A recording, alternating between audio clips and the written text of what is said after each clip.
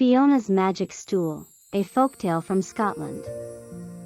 Once upon a time, there was a cottage on the edge of a desolate moor in Scotland. In this cottage lived Angus, an old farmer, and his daughter, who was named Fiona.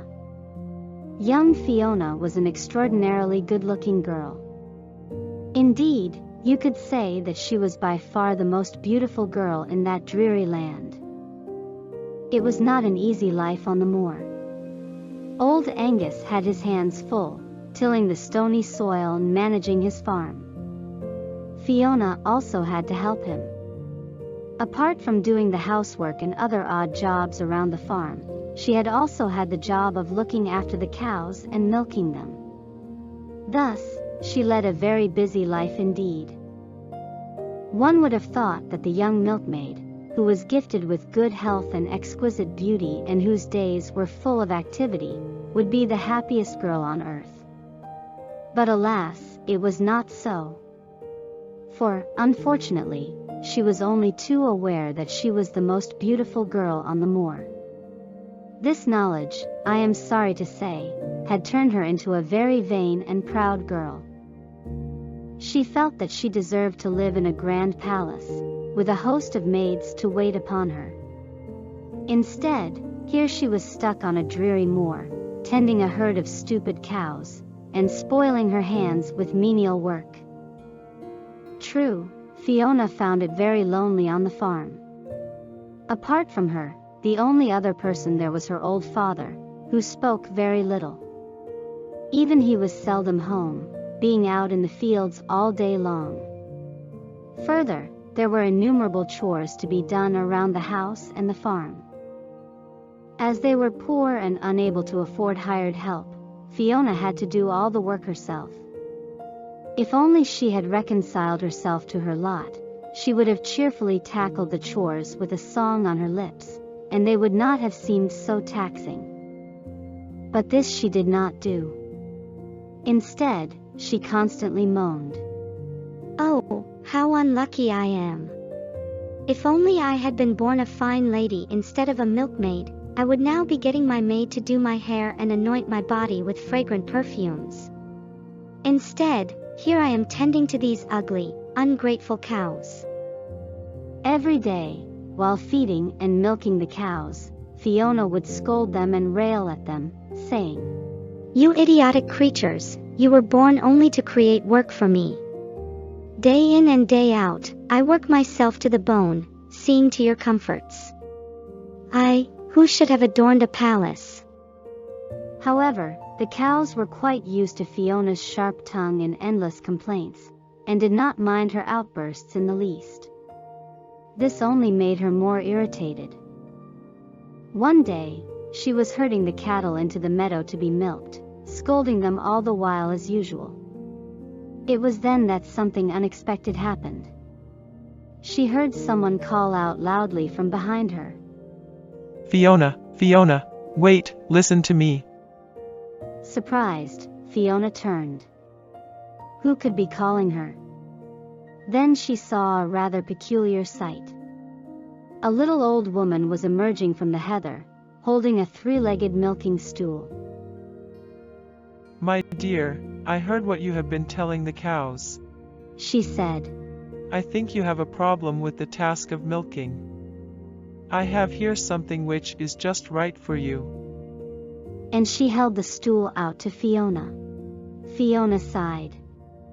What she actually wanted was not a milking stool, but someone to do the tiresome job of milking. It seemed that the old woman could read her mind. She chuckled and said, "Just wait, my dear girl. This is not an ordinary stool. Just put it down by the spotted cow, sit down, and see what happens."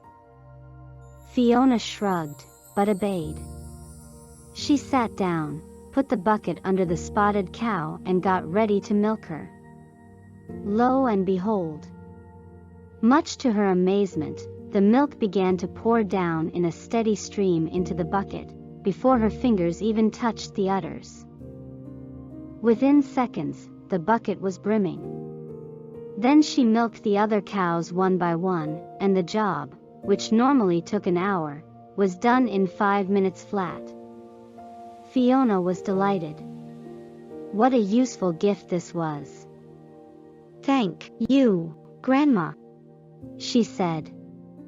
The old woman smiled and said, I'm happy that you find the stool useful, Fiona, but just remember one thing, you must be kind to the cows hereafter. You can scold them, but don't ever beat them. If you do, the stool will take revenge. "All right, Grandma," said Fiona carelessly. She then walked off with the wonderful stool, humming a merry tune. From then on, the job of milking became immensely enjoyable for lazy Fiona. After all, she had to do nothing at all, just sit on the stool and watch as the milk flowed down by itself. However, it was only milking that the stool took care of. There were numerous other tiresome jobs around the house and farm, and there was no escape from these. Soon, Fiona was wishing that the old woman had given her a stool that would do all the housework, instead of only milking the cows. It was not long before she was back to her old habit of complaining bitterly all day long. One day, Fiona was herding the cows to be milked, scolding them as usual. The spotted cow, who was particularly troublesome that day, refused to move. Fiona became so angry that she forgot the old woman's warning. She picked up a stick and gave the cow a sound thrashing. It worked. The cow gave no more trouble and docilely followed Fiona into the shed. Then Fiona sat down on the stool to milk her. However, she was in for a most unpleasant surprise. All of a sudden, the stool's 3 legs began to bend and clatter merrily. It was as if the stool had come to life.